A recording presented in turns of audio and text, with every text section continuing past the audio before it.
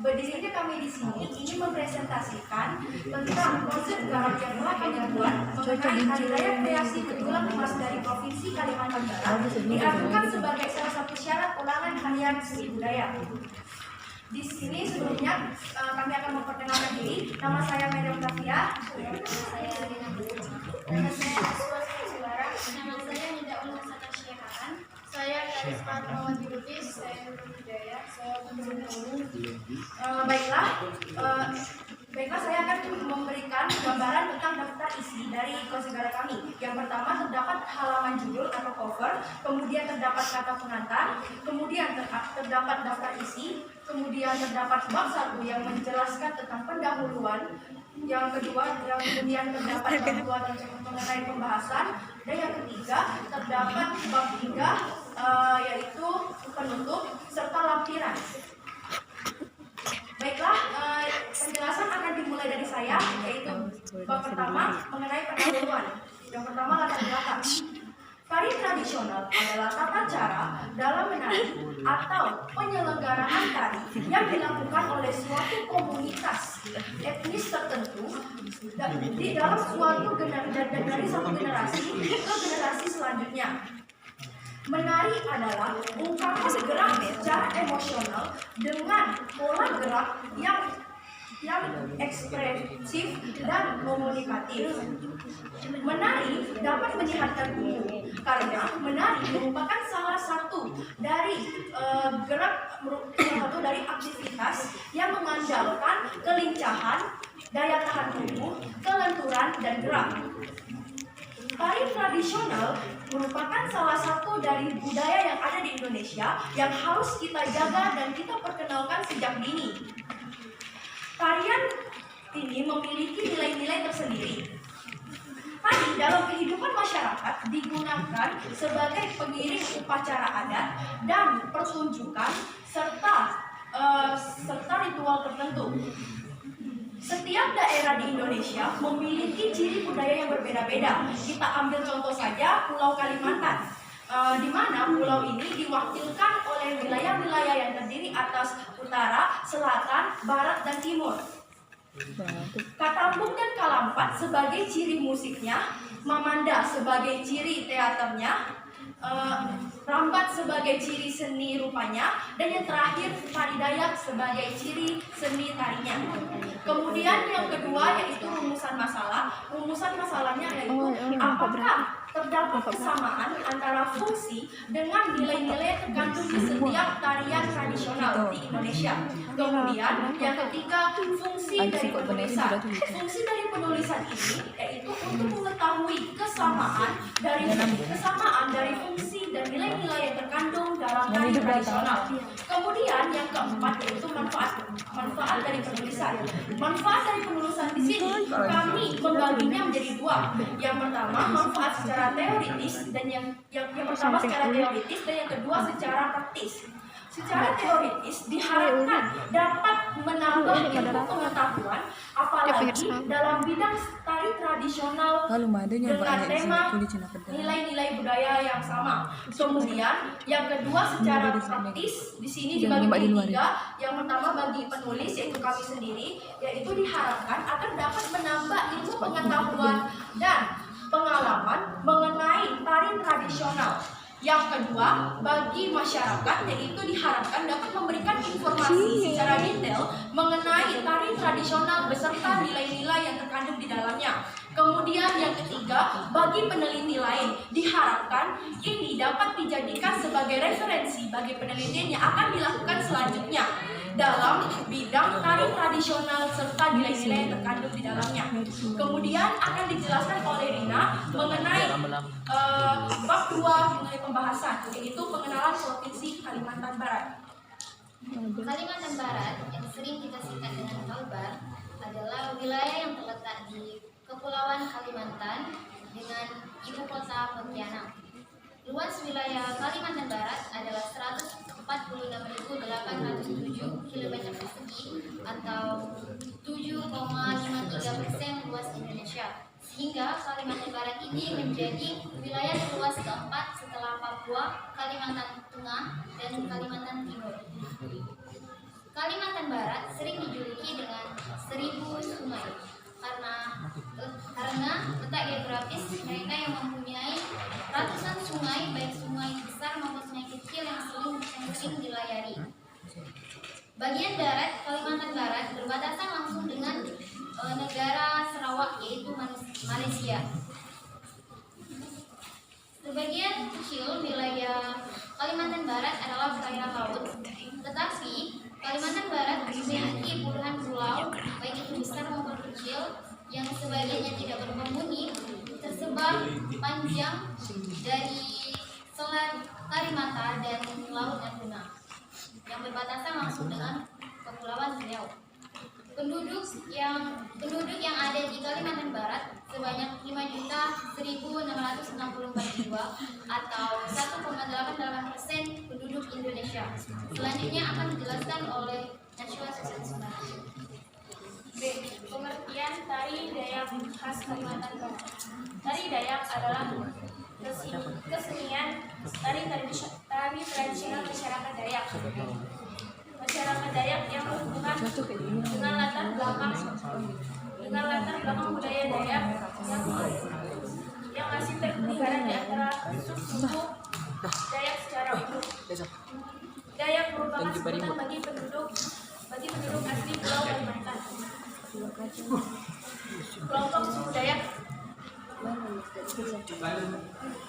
Kelompok suku Dayak terbagi lagi dalam suku yang kurang lebih jumlahnya 405 suku. Masing-masing suku Dayak di Pulau Kalimantan mempunyai adat istiadat dan budaya di Pulau Kalimantan mempunyai masing-masing adat istiadat dan budaya yang mirip, merujuk kepada fisiologi kemasyarakatan dan perbedaan adat istiadat budaya maupun bahasa yang khas. Etnis Dayak Kalimantan menurut seorang antropologi J.U. Lontaan tahun 1975 dalam bukunya Hukum Adat Istiadat Kalimantan Barat terdiri dari 6 suku besar dan 405 suku kecil yang menyebar di seluruh Kalimantan. Kuatnya arus urbanisasi yang membawa pengaruh dari luar seperti Melayu membuat masyarakat Dayak menyingkir semakin jauh ke pedalaman dan perbukitan di seluruh daerah Kalimantan. Macam-macam tari Dayak. Tari Dayak di Indonesia banyak sekali, namun di sini kami akan menjelaskan 14 macam tari Dayak. Yang pertama, tari gantar. Tari gantar merupakan tari yang menggambarkan orang-orang yang sedang menanam padi. Tari ini menggunakan properti tongkat sebagai penumpu padi dan biji-bijian sebagai benih padi. Tari ini biasanya digunakan untuk menyambut para tamu dan lengkap dalam acara-acara lainnya. Tari ini bukan hanya terkenal pada suku Dayak Tunjung, tapi sampai terkenal di suku Dayak Banua. Tari ini memiliki 3 versi. Yang pertama itu tari gantar rakyat, yang kedua tari gantar bursai, dan ketiga tari gantar setang atau surak. Yang kedua itu tari kancan bapatai atau tari perang. Tari kancan bapatai atau tari perang merupakan tari yang menggambarkan seorang atau sekelompok pria dari suku Dayak yang melakukan perang terhadap musuhnya. Tari ini menggunakan properti perlengkapan perang seperti mandau dan perisai dan baju perang. Tari ini diiringi musik sapaku dan alat musik sampai. Tari ini digerakkan secara lincah, gesit dan penuh semangat, dan biasanya diiringi dengan pekikan-pekikan dari si penari. Yang ketiga, tari kancet ledo atau tari gong. Tari kancet ledo merupakan kebalikan dari kancet bapatai. Kalau tari kancet bapatai menggambarkan keperkasaan dan kejantanan seorang pria dari suku Dayak Kenyah, namun tari kancet ledo menggambarkan kelemah lembutan wanita dari suku Dayak Kenyah yang diumpamakan seperti sebatang padi yang meliuk-liuk oleh angin. Tari ini biasanya diperagakan oleh sekelompok wanita yang menggunakan pakaian tradisional dari suku Dayak Kenyah. Tari ini menggunakan properti kedua tangan si penari memegang rangkaian bulu-bulu ekor Tari burung enggang. Tari ini ditarikan di atas gong, oleh sebab itu tari ini juga disebut dengan tari gong. Selanjutnya akan dijelaskan oleh Karisma. Itu yang keempat adalah tari kancet lasak. Tari ini menggambarkan kehidupan sehari-hari tentang burung enggang yang dimuliakan oleh suku Dayak Kenyak karena dianggap sebagai tanda keagungan dan kemuliaan.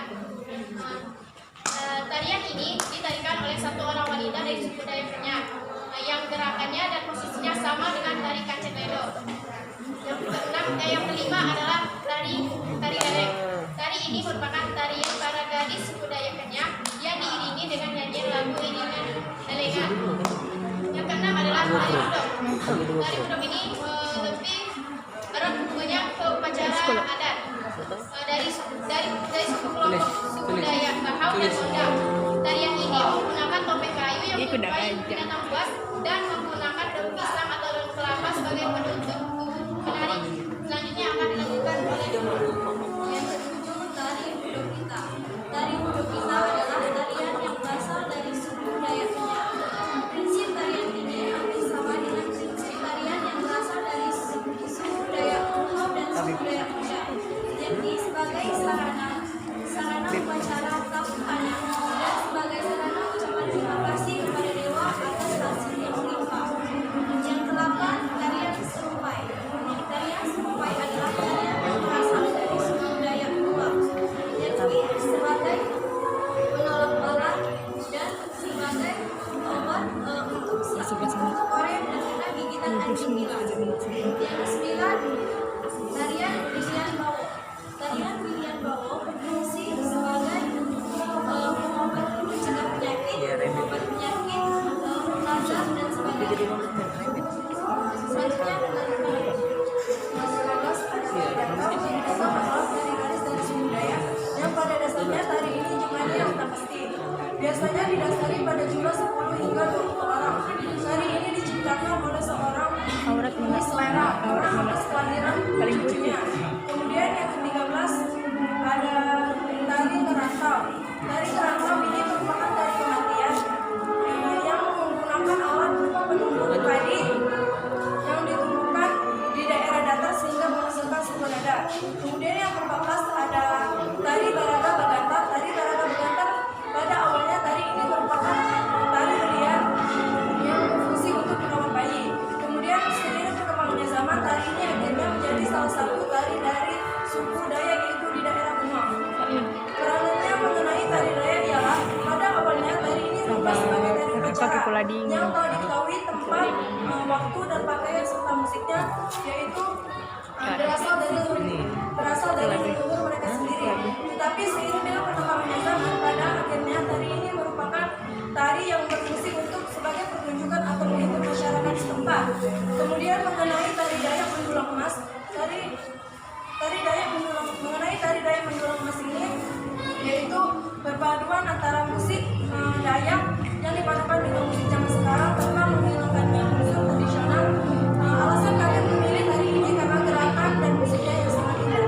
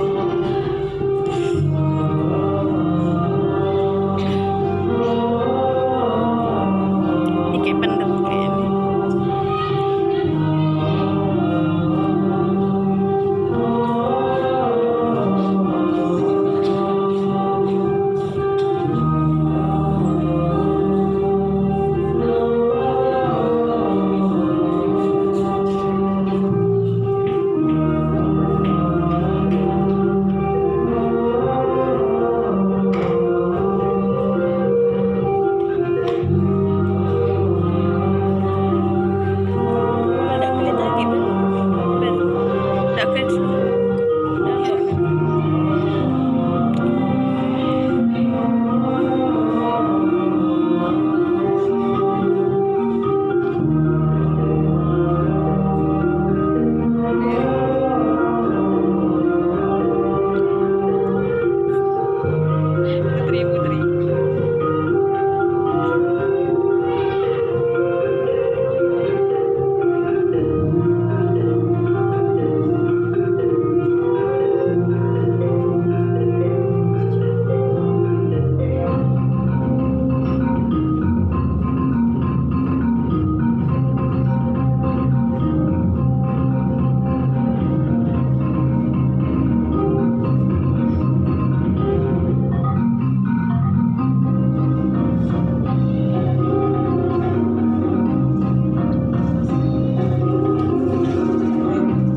Ya Allah, depan.